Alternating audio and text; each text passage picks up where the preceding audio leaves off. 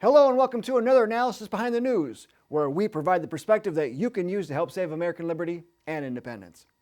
Monday morning's announcement that a new NAFTA was agreed to put an end to all the speculation for the weekend. Now, we just need to have some time to see what's in it. Early reports are indicating that the globalists have taken nearly full advantage of this. As global planners and promoters said, NAFTA 1994 was not a conventional trade agreement, but the hopeful architecture of a new international system. The United States-Mexico-Canada Agreement, or USMCA, does nothing to dash that hope, but build upon it. President Trump's glowing evaluation of the deal points to the aspects of the deal that supposedly brings back American jobs, opens up a small percentage of Canada's dairy market to American farmers, and helps to reverse trade dollars lost to other countries. But during his Monday morning press conference, no words came for the protection of American sovereignty, no acknowledgement of the fact that global trade agreements lead to regional merger of countries. Yet, in his speech last week to the United Nations, he said, America is governed by Americans. We reject the ideology of globalism and we embrace the doctrine of patriotism. Now, losing sovereignty was a large reason why the UK voted to get out of the European Union. They were sick of unaccountable and unelected bureaucrats telling them how to run their country. Integral in this was the European Commission, which proposes legislation and enforces EU law. Its president is appointed, and so is the rest of the commission. Now, back in 2016, the New American reported that the Trans-Pacific Partnership would impose a EU-style commission on the region with broad powers over the 12 nations that were ensnared in the free trade regime. The New American reported that the executive commission created under the TPP appeared to parallel the so-called European Commission.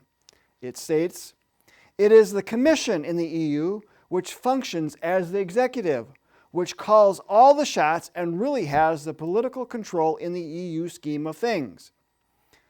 When the Trans-Pacific Trade Scheme was being put together, its architects openly admitted modeling it after the EU.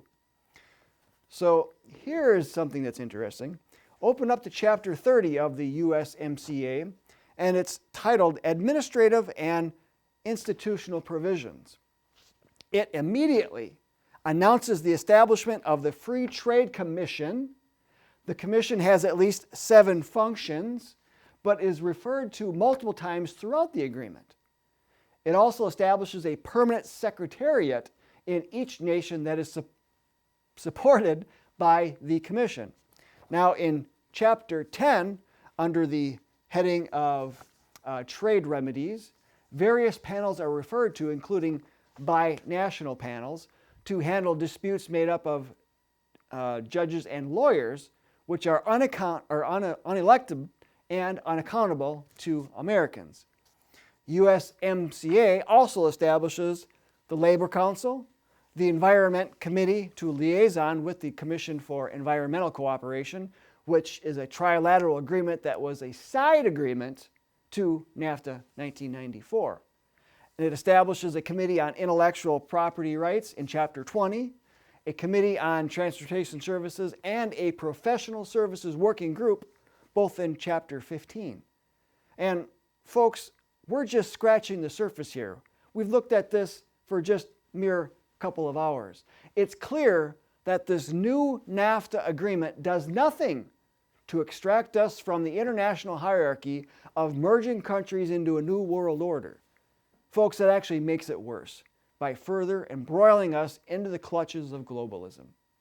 So please check out our ongoing news coverage of this at thenewamerican.com and contact President Trump and Congress and tell them to get us out of these globalist alphabet soup initiatives, including USMCA. Links are in the description. And please, like and share this video and subscribe to our social media channels and news alerts. Until next time, we'll see you then.